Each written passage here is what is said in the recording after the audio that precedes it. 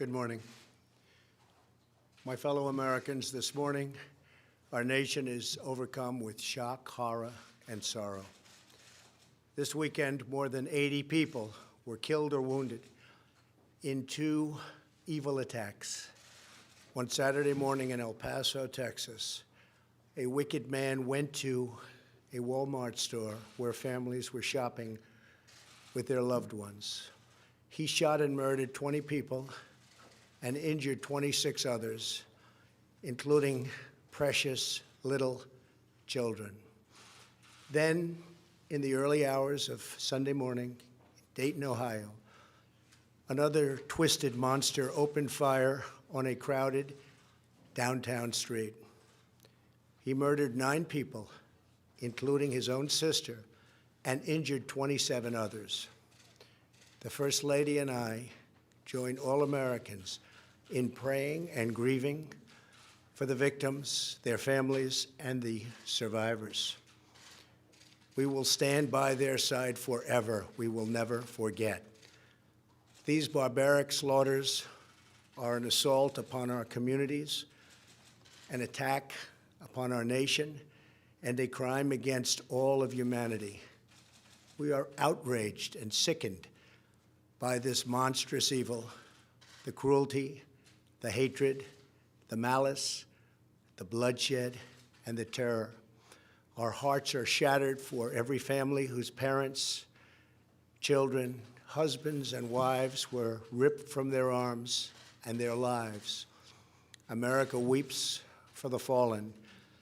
We are a loving nation, and our children are entitled to grow up in a just, peaceful, and loving society. Together, we lock arms to shoulder the grief. We ask God in heaven to ease the anguish of those who suffer, and we vow to act with urgent resolve. I want to thank the many law enforcement personnel who responded to these atrocities with the extraordinary grace and courage of American heroes. I have spoken with Texas Governor Greg Abbott and Ohio Governor Mike DeWine, as well as Mayor DeMargo of El Paso, Texas, and Mayor Nan Whaley of Dayton, Ohio, to express our profound sadness and unfailing support. Today, we also send the condolences of our nation to President Obrador of Mexico and all the people of Mexico for the loss of their citizens in the El Paso shooting. Terrible, terrible thing. I have also been in close contact with Attorney General Barr and FBI Director Wray. Federal authorities are on the ground, and I have directed them to provide any and all assistance required, whatever is needed. The shooter in El Paso posted a manifesto online consumed by racist hate. In one voice, our nation must condemn racism, bigotry, and white supremacy. These sinister ideologies must be defeated. Hate has no place in America. Hatred warps the mind, ravages the heart, and devours the soul. We have asked the FBI to identify all further resources they need to investigate and disrupt hate crimes and domestic terrorism, whatever they need. We must recognize that the internet has provided a dangerous avenue to radicalize disturbed minds and perform demented acts. We must shine light on the dark recesses of the internet and stop mass murders before they start. The internet, likewise, is used for human trafficking, illegal drug distribution, and so many other heinous crimes. The perils of the internet and social media cannot be ignored, and they will not be ignored. In the 2 decades since Columbine, our nation has watched with rising horror and dread as one mass shooting has followed another, over and over again, decade after decade. We cannot allow ourselves to feel powerless. We can and will stop this evil contagion. In that task, we must honor the sacred memory of those we have lost by acting as one people. Open wounds cannot heal if we are divided. We must seek real bipartisan solutions. We have to do that in a bipartisan manner that will truly make America safer and better for all. First, we must do a better job of identifying and acting on early warning signs. I am directing the Department of Justice to work in partnership with local, state, and federal agencies, as well as social media companies, to develop tools that can detect mass shooters before they strike.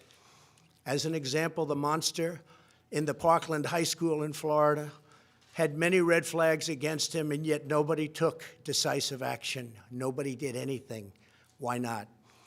Second, we must stop the glorification of violence in our society. This includes the gruesome and grisly video games that are now commonplace. It is too easy today for troubled youth to surround themselves with a culture that celebrates violence. We must stop or substantially reduce this, and it has to begin immediately. Cultural change is hard, but each of us can choose to build a culture that celebrates the inherent worth and dignity of every human life. That's what we have to do. Third, we must reform our mental health laws to better identify mentally disturbed individuals who may commit acts of violence and make sure those people not only get treatment, but when necessary, involuntary confinement. Mental illness and hatred pulls the trigger, not the gun. Fourth, we must make sure that those judged to pose a grave risk to public safety do not have access to firearms, and that if they do, those firearms can be taken through rapid due process. That is why I have called for red flag laws, also known as extreme risk protection orders. Today, I'm also directing the Department of Justice to propose legislation ensuring that those who commit hate crimes and mass murders face the death penalty, and that this capital punishment be delivered quickly, decisively, and without years of needless delay. These are just a few of the areas of cooperation that we can pursue. I am open and ready to listen and discuss all ideas that will actually work and make a very big difference. Republicans and Democrats have proven that we can join together in a bipartisan fashion to address this plague. Last year, we enacted the Stop School Violence and Fix NICS Acts into law, providing grants to improve school safety and strengthening critical background checks for firearm purchases. At my direction, the Department of Justice banned bump stocks. Last year, we prosecuted a record number of firearms offenses. But there is so much more that we have to do. Now is the time to set destructive partisanship aside, so destructive, and find the courage to answer hatred with unity, devotion, and love. Our future is in our control. America will rise to the challenge. We will always have, and we always will, win. The choice is ours, and ours alone. It is not up to mentally ill monsters. It is up to us. If we are able to pass great legislation after all of these years, we will ensure that those who were attacked will not have died in vain. May God bless the memory of those who perished in Toledo. And may God protect them. May God protect all of those from Texas to Ohio. May God bless the victims and their families. May God bless America. Thank you very much. Thank you.